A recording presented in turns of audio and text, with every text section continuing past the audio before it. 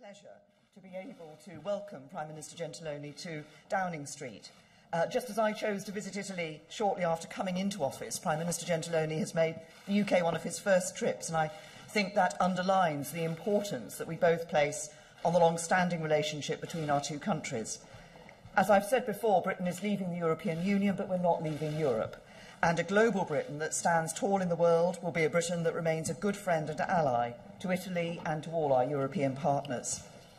So we have had important discussions today on the future of our bilateral relationship as the UK leaves the EU, and on a number of areas at the heart of Italy's presidency of the G7. And we've agreed to establish a regular bilateral summit between the UK and Italy. The UK remains committed to triggering Article 50 by the end of March. Last night we moved a step closer with the successful passage of the bill in the House of Commons. As I've said, the priority for the UK in the negotiations ahead will be to seek a new comprehensive, bold and ambitious free trade agreement with the European Union. Today we talked about the importance we both place on our trade. The UK is Italy's seventh largest export market for goods, worth over €22 billion a year, and we do vital business in agriculture, manufacturing, pharmaceuticals and defence. For example, already this year, the UK government has signed a £271 million deal with Leonardo Helicopters to provide maintenance for our Wildcat helicopters, protecting hundreds of skilled jobs in Yeovil. And together with the other free trade deals we intend to do, I'm determined that a global Britain will be a great champion of free trade in a way that can only be good for British and Italian businesses and jobs. A global Britain will also be a leading partner in addressing the wider challenges that Prime Minister Gentiloni and his government have put at the heart of Italy's G7 presidency this year, including making the global economy work for everyone, finding better solutions to managing the huge population movements we're seeing, and keeping up the pressure on Russia in response to its actions in Ukraine. Italy's been engaged in a long debate about how the benefits of prosperity can be shared by more people, and we're having a similar debate in Britain, where we've embarked on an ambitious programme of economic and social reform to spread wealth and opportunity more fairly across our country. And I hope that this year's G7 can help us go further in working with all our international partners to shape a global economy that truly works for everyone. And that same cooperation is vital for our security too. And just as we do in Afghanistan and at the forefront of the international coalition against Daesh, Britain and Italy will continue to work together for the security of all our citizens. And global Britain will continue to play a leading role in Europe's security through the NATO alliance.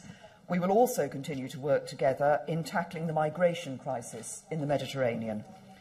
Italy has become the main arrival point for illegal migration into Europe, with over 180,000 people arriving in 2016. But this is not just a problem for Italy, it is a problem for us all. And we need to work together to find better solutions to the huge population movements we are seeing, so refugees don't have to risk their lives on dangerous journeys, and so we control the unmanageable economic migration that is neither working for migrants nor for our own populations. And we both strongly support the comprehensive and coordinated approach agreed at the EU summit in Malta last week.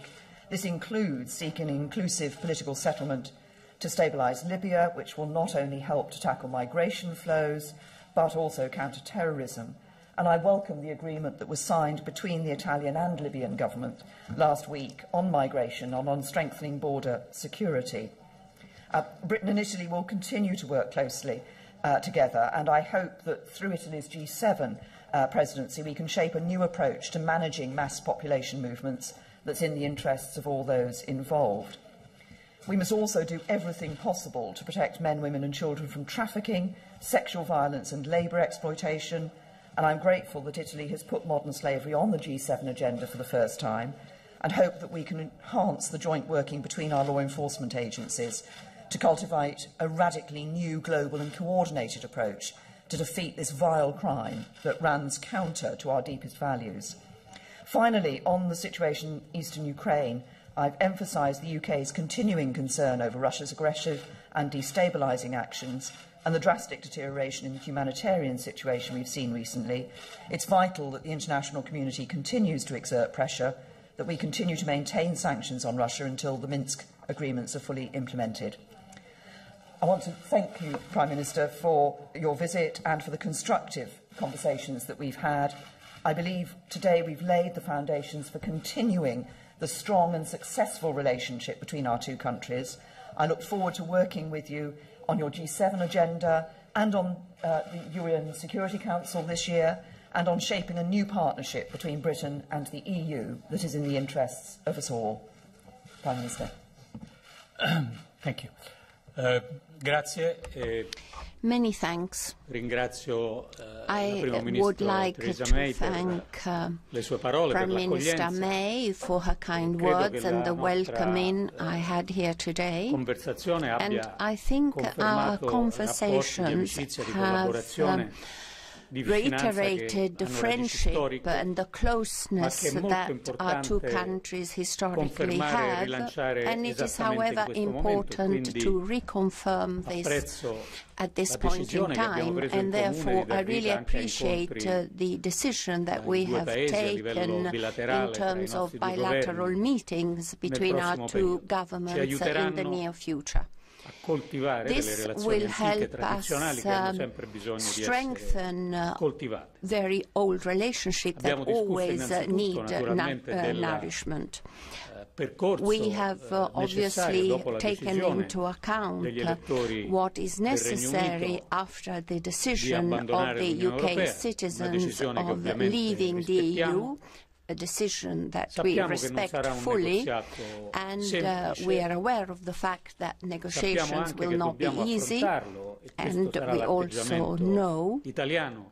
and this in will modo be amichevole e certainly the costruttivo. Italian attitude, that we need Non abbiamo to nessun show interesse a constructive a un and friendly negoziato approach. distruttivo tra There is l'Unione absolutely Europea no point at having e a il Regno Unito. destructive negotiation between Lo the faremo EU certamente and the cercando UK. di So obviously coltivare we will do this in the l'unità hope of dei fostering 27 paesi, the unity of the perché senza 27 countries, l'unità dei 27 because paesi è without difficile the unity arrivare of a the delle forme di 27 accordo, countries, it will be difficult e to indirizzando come questa to some unità agreement, nel and miglior accordo possibile. we must ensure con this unity will result Regno in the best Abbiamo possible anche un agreement interesse with the specifico che UK. credo We also have a dobbiamo very specific entrambi interest coltivare, l'Italia e that il we Regno must Unito, both nel rassicurare i nostri foster concittadini che vivono in reassuring our italiani che citizens vivono nel Regno that Unito, I'm thinking e i about the cittadini Italians that britannici live che in vivono in the UK Italia, and the British sul fatto citizens che that i loro live in diritti Italy, acquisiti saranno about the rispettati e fact che that their saranno acquired trattati, come rights si dice in gergo, in will condizioni be di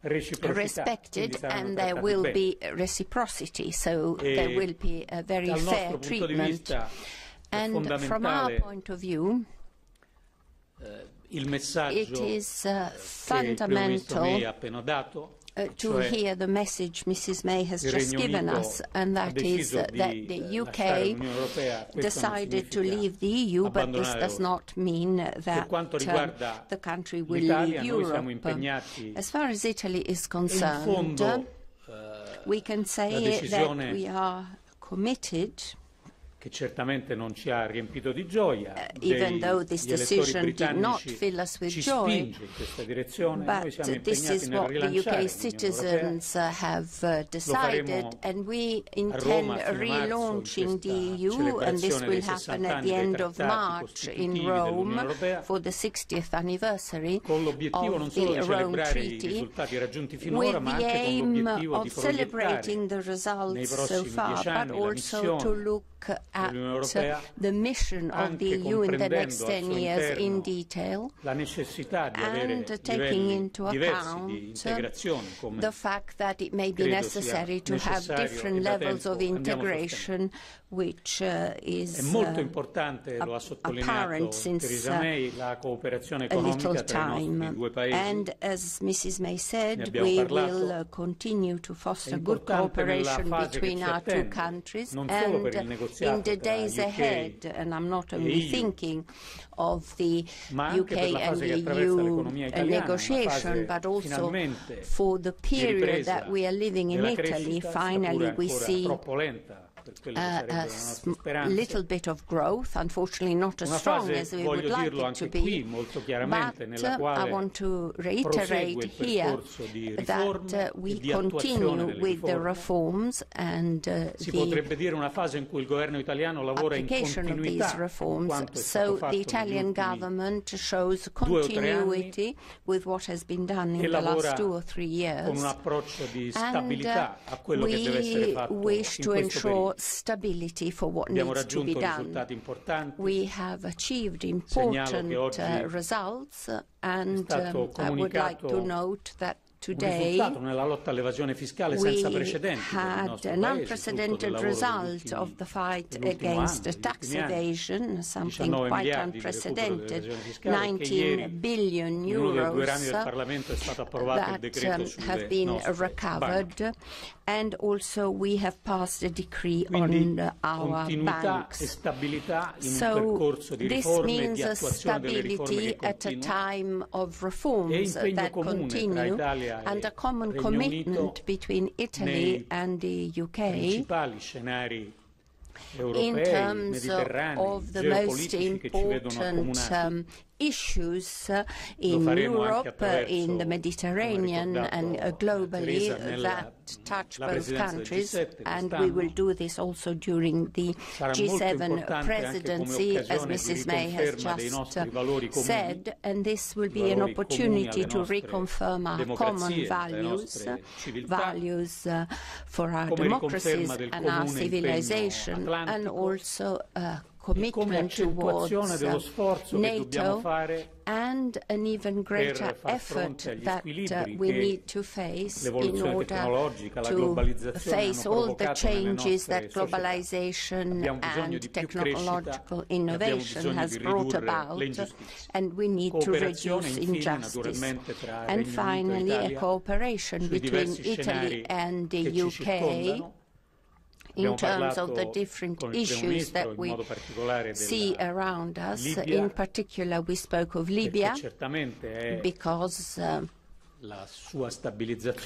stabilizing this country is absolutely fundamental, not just for Italy, but for the whole of Europe, and this is due to the migration flows, but also the risk that whilst we have good success against terrorism, the fact that there could be terrorist cells that get organized in our countries, and therefore we need to cooperate in order to stabilize Libya, and I very much appreciate the support that I have received from London and the EU on this agreement. That is obviously an initial agreement on which we will need to build over time between the Italian government and the Libyan government, but obviously the support we receive from London and the EU is extremely important. We also discussed Syria and Somalia, the fight against terrorism, and the different fronts on which we are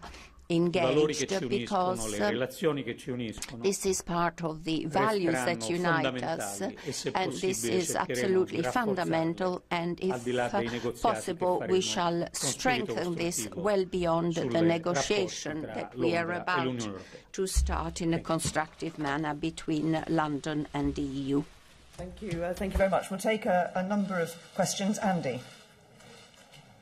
Thank you, Prime Minister. Andy Bell, 5 News. Prime Minister, the worst A&E figures in more than 10 years. The British Medical Association says you have your head in the sand and don't recognise the seriousness of the situation. What can you say to British voters to reassure them that the NHS really is safe in your hands? Also, we know that one of the big pressures on the NHS is adult social care. Did you change the formula for funding that after lobbying from Surrey County Council? And does that mean that other councils will miss out? And finally, for Prime Minister Gentiloni, Britain has just closed a refugee scheme to help unaccompanied children coming to the UK. As a country that is bearing a heavy burden in accommodating refugees and immigrants, do you think Britain is doing enough to look after refugees coming from the Middle East and immigrants? Shall I start off with the 3 questions that you actually asked in your one, Andy? On the question of the National Health Service, first of all, I'd like to thank the staff who are working day in and day out in the National Health Service, giving such a good quality of treatment to people and doing that to, in many cases, record numbers of people. We've put record funding into the National Health Service. I recognise that it is under pressure. That's why we have put we'll be putting the £10 billion extra into the National Health Service. But if you look at what has been happening in A&E, in December we had a record number, the busiest day in accident and emergency that took place, that has taken place in the National Health Service. We are now seeing something like nearly 3,000 more people being seen within the 4-hour standard every single day in the National Health Service. Now, as I say, the staff working in the National Health Service are doing an excellent job day in and day out. We're putting funding in and we're seeing higher numbers of doctors, higher numbers of nurses, higher numbers of paramedics in our hospitals, and they are providing an excellent care. On the social care issue, on social care funding, we have given the opportunity for all councils to have a 3% precept on their council tax this year and a 3% precept on their council tax next year. With other extra funding that we're putting in, that means an opportunity for £900 million, up to £900 million extra going to social care. But as I've said before, we recognise the short-term pressures on social care. We've looked at that in relation to funding, but there are other things we need to do in social care. We need, in the medium term, to ensure that best practice is being spread across the country, and we also need a long-term sustainable solution. This has been ducked by governments here in the UK for too long. This government is now looking at that. And if I may, just on the refugees, of course, we have a number of schemes in which we are bringing refugees into the United Kingdom. We have our Syrian vulnerable persons resettlement scheme that commits to 20,000 people coming over the course of this Parliament.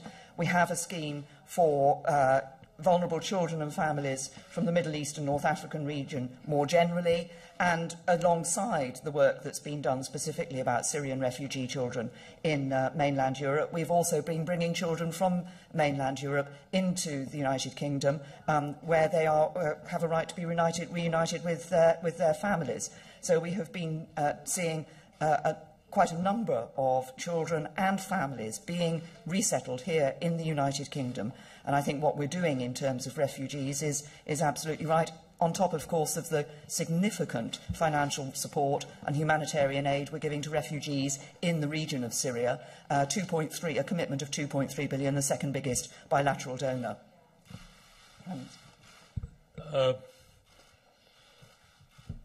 Sì, naturalmente Yes, quello di cui l'Europa ha bisogno è di una risposta comune, di una strategia comune, a common strategy nella for quale migrants, il peso della and risposta obviously ai flussi migratori the weight of the response sia we give to this influx of migrants need to be shared between the EU countries, and the Italian commitment does not involve discussing unilateral decisions by one country or another, but we need to push for a common sharing of responsibilities. If we look at the starting point of what happened in Europe, when we started seeing this influx of migrants, we have really made incredible strides forward. And if we look back at the beginning of 2015, which is not that long ago, it would have been very difficult to arrive to a migration strategy at the EU level. And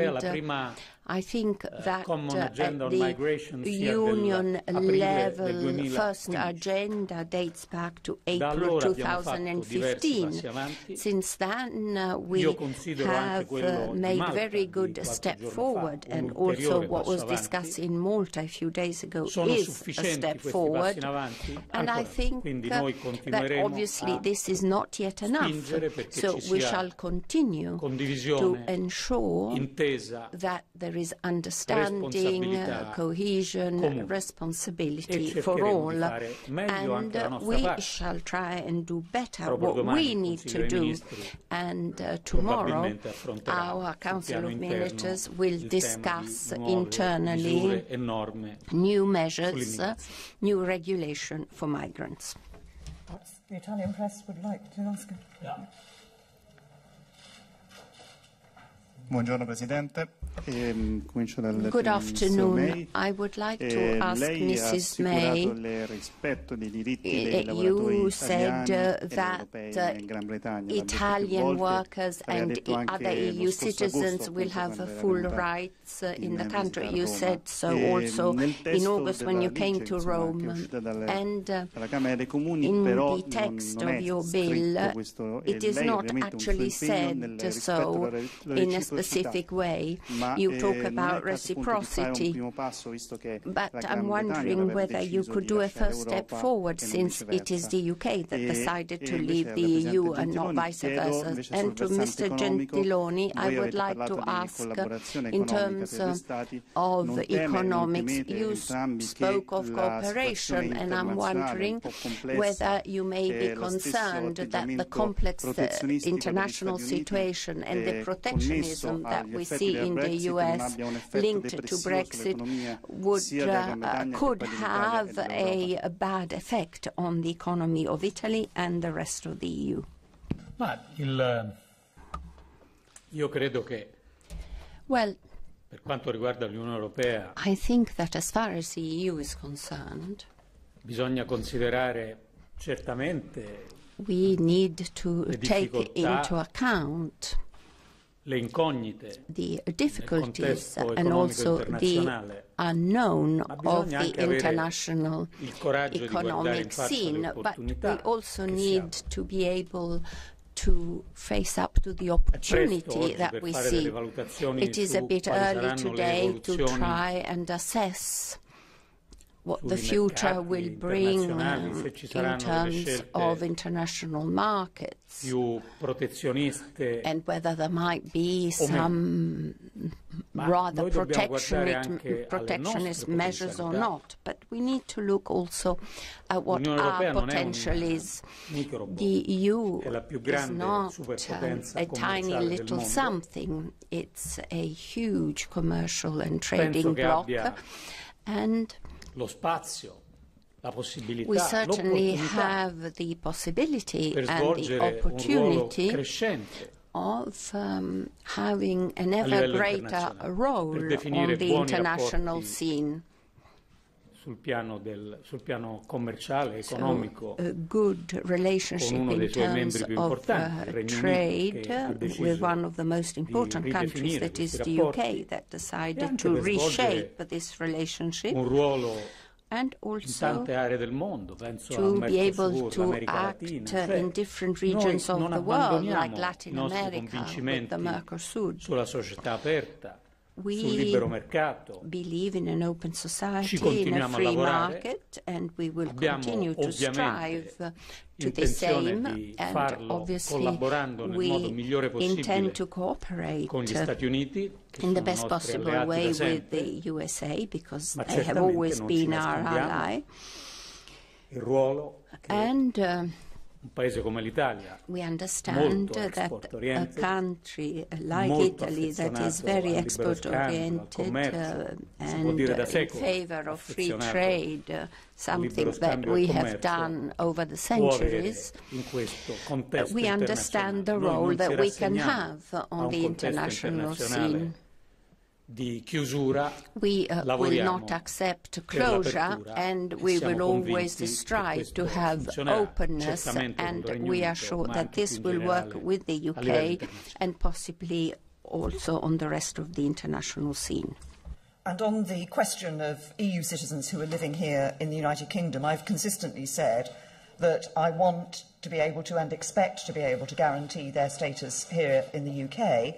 But as the UK Prime Minister, I must of course also think of the UK citizens who are living in the 27, what will be the 27 remaining states of the EU, and I would want their status in those member states to be guaranteed too. I think there is goodwill on all sides in relation to this matter. We recognise people want reassurance for their future.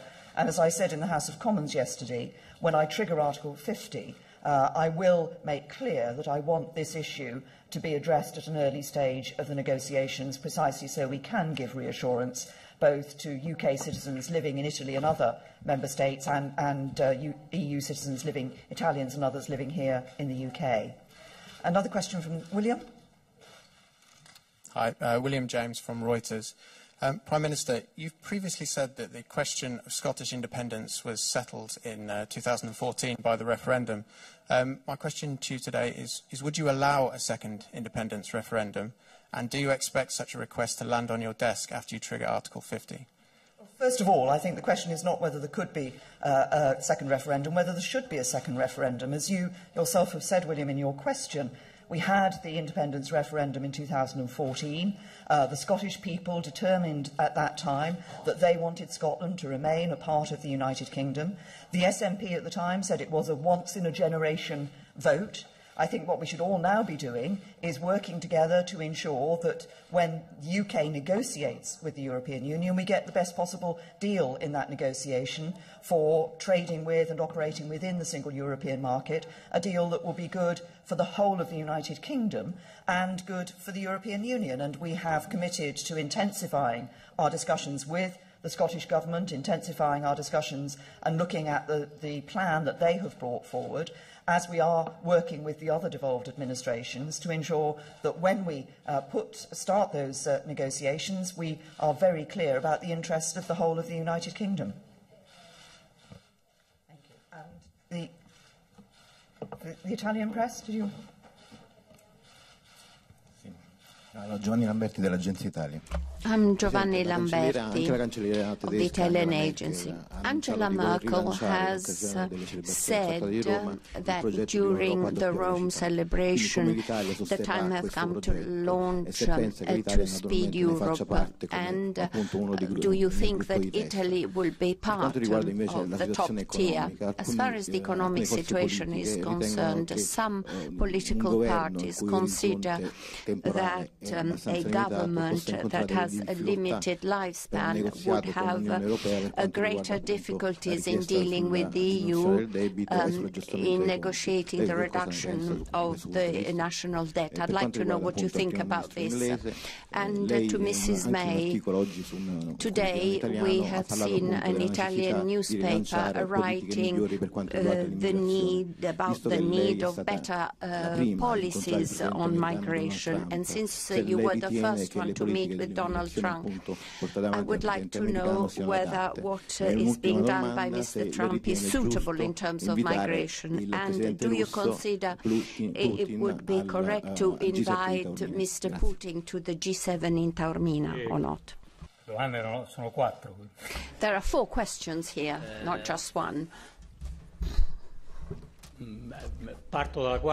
I start from the last one, even though it was addressed to Prime Minister May, because in order to be clear, the Italian presidency has not issued an invitation to Mr. Putin to come to the G7 meeting in Taormina. Obviously, there is a need for all of us, and Italy agrees, to maintain a firm position when it comes to principles. We also should try and foster dialogue, and Italy is available to do this because it holds the chair of the G7, but this has nothing to do with the possibility of an invitation that at the moment are non-existent. As far as the 2 questions that were asked of me, and I'm sorry if I spoke about Putin first. The EU already has different levels of integration. We know we have the euro, countries and the multi-currency countries. There are some countries that have signed the Schengen Agreement and others who didn't. So I think it would be reasonable, and I certainly argued this as Foreign Minister, that within the EU it is absolutely feasible to have different levels of integration. And this is one of the positive answers that we can give to the difficulties of the EU, and that could be the result of the meetings in Rome, where we will be looking at the next 10 years of progress. In as far as the economic situation is concerned, well, I think we need to look at reality and at our Constitution. Reality tells us that this government is in power, it has the support of the full Parliament, and therefore we are serious and stable, first of all, for our citizens, but also when we discuss the budget with the EU. And as far as our Constitution is concerned, we know that the government has its full powers because it has the confidence of its Parliament. Thank you. And on the question, I think Prime Minister Gentiloni has answered the question you asked about President Putin and the G7. On the other questions that you asked, in relation to the executive order that President Trump signed now nearly 2 weeks ago with the various movement bans, we thought that was wrong. That was divisive. It is not a policy that the United Kingdom would adopt. What we did do when it became clear that there was concern among British citizens that it might affect them, we worked with the President Trump's, the United States government, with his administration, to ensure that it was not going to affect British nationals and British dual nationals. But there is a wider issue, as we've both discussed, about migration and how we deal with the significant migratory flows that we've been seeing coming, particularly as we've both referenced, from Libya across the Mediterranean into Italy and into other parts of Europe. And the key point, and I think this is where the work that the Italian government is now doing with the Libyan government, which we and others round the EU Council table support, is important, is ensuring that people actually don't make that journey across the Mediterranean in the first place. We want to ensure that people can be returned at an earlier stage to their country of origin, and that we don't see people trying to make a journey which, sadly, as we know, over recent months and years, has resulted in many thousands of people losing their lives. So we are working together on that, and we continue to support Italian efforts both in the Mediterranean, but also in dealing with these more upstream issues and in dealing with the organised crime groups. And we should never forget that a lot of this migratory traffic is actually providing profits to organised crime groups, to criminals, and we must ensure that we stop their activity. Thank you very much. Thank you. You didn't frankly have the balls to put country before party.